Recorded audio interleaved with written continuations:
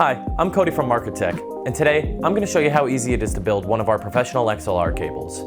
The Neutrik XX Series connectors are robust, reliable, easy to assemble, and they have improved contact integrity and excellent strain relief.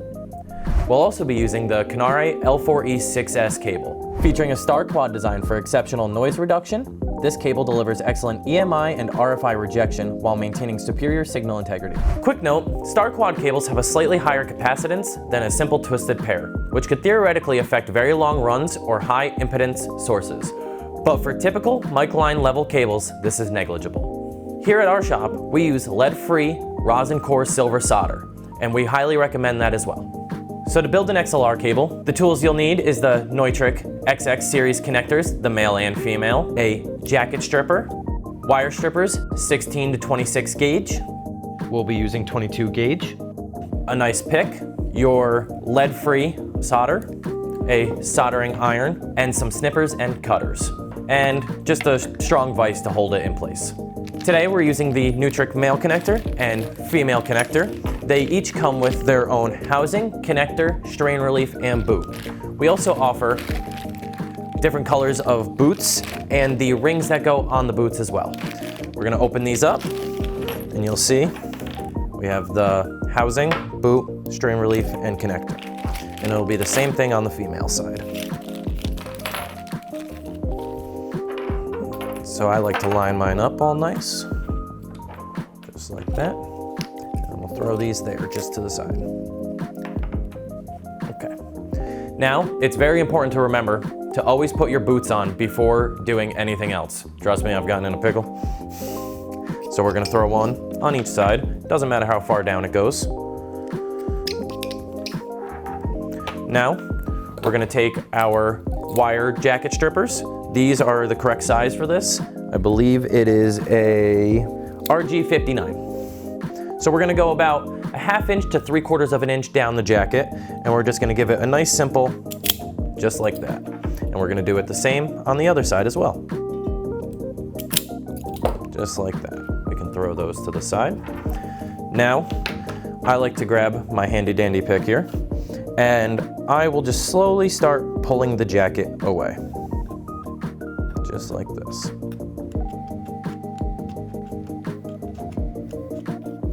Now, we're gonna pull all of our shielding to one side, just to make sure everything is all nice and neat on there. Now, with the connectors, the shielding goes on 2 different sides. It always goes in the 1-pin slot, but the 1 pin flips on the male and female connectors. So I try to line mine up right and nice to the right side for the male and to the left side for the female. Next, we're gonna take the inner insulation out of the cable, and we're just gonna take our little snips here and cut that right off. And then we'll fan these little cables out right here. Just like that. And I will take my 16 to 24 gauge wire strippers. And with the 22 gauge, I'll strip about 1/8 to 1/16 inch off the ends here.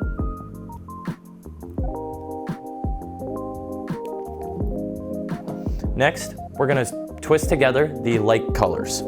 So blue to blue, white to white. Your blue is your cold wire, your white is your hot wire. And like I said, I like to arrange them in the order of depending on what connector I'm doing. So this is gonna be the male side.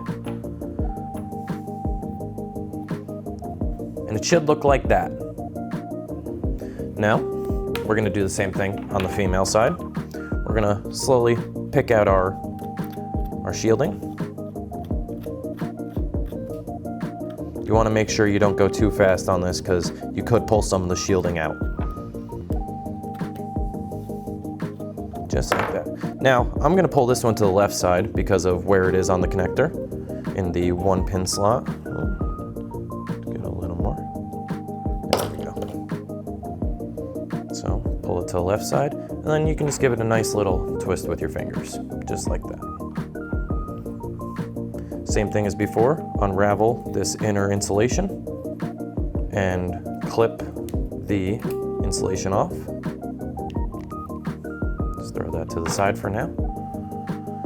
And then same thing, fan out your wires and 1/8 to 1/16 of an inch off the end.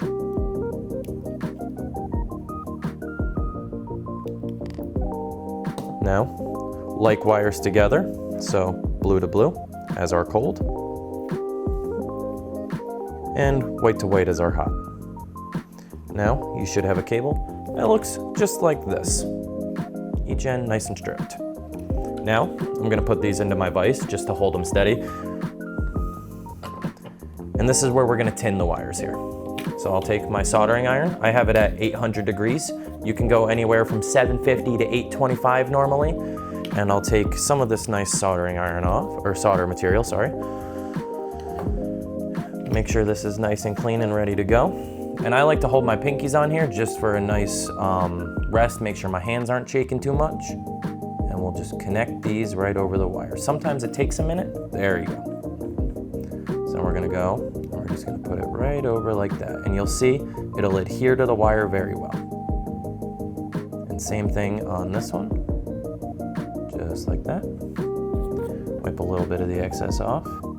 Now I like to do my shields last, just because a lot of the time they absorb a lot more of the solder. So I'll go from the top and actually let it work its way down. But you wanna make sure you can get it nice and up to temperature, so it all gets nice and in there. Just like that. Same thing on this side.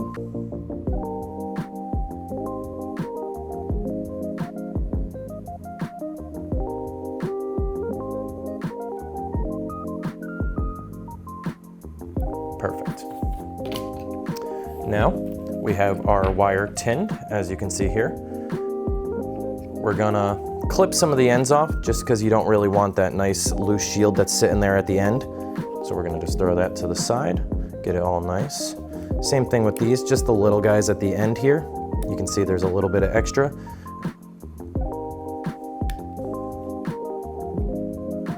Just like that. There we go. Alrighty. So now we have a cable that looks like that. Now we're gonna grab both of our connectors. This is the male connector, and this is the female connector. This is what they look like from above. And on the connectors themselves, you'll see a number written, 3, 2, and 1. That's your pin number.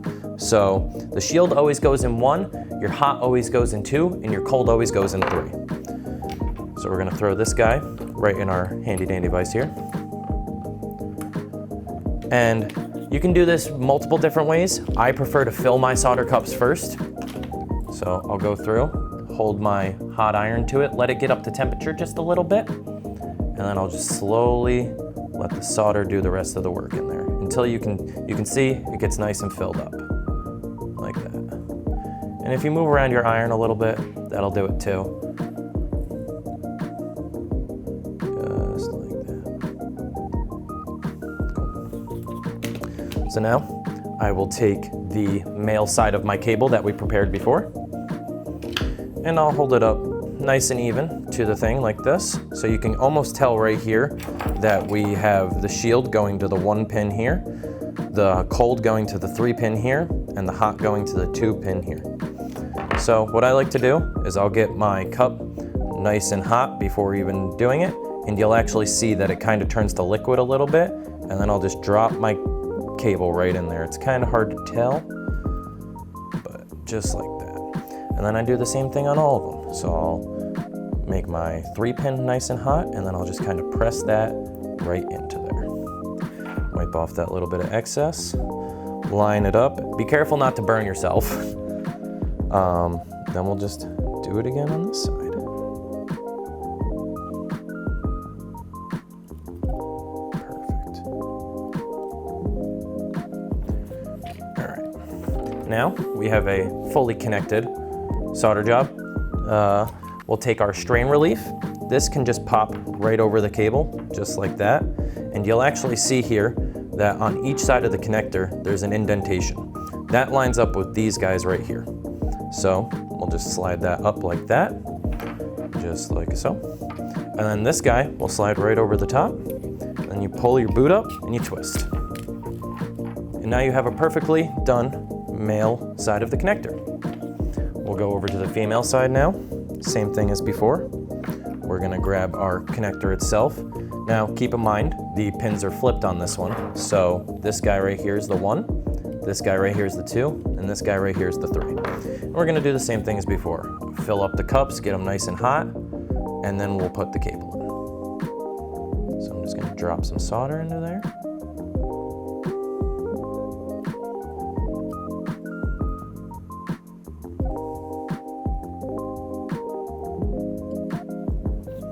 Perfect. Now, line these guys up. Just like that. I always like to put the shield in first. It almost keeps it a little more stable while you're doing it. So I'll get this guy nice and hot, and we'll drop it right in.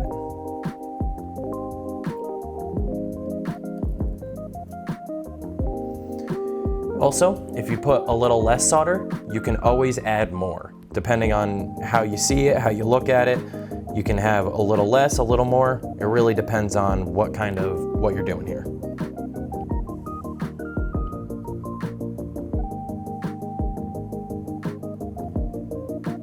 So these cups are a little more empty. I want to add a little bit more solder just because that would make me feel more comfortable with the final product. So you can just go right around.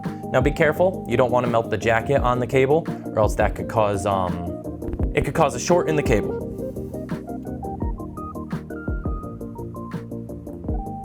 There we go. Now, same thing on this side. You're gonna grab your strain relief, put it over the cable and slide it up, and this connector has the same thing, the indentation on each side. You grab your housing, throw it over the top, it lines up nice and good. And then you pull this up, spin it around, and now you have a perfectly well and functioning male to female XLR cable. All of your tools, connectors, and Canare cables are available at Markertek.com.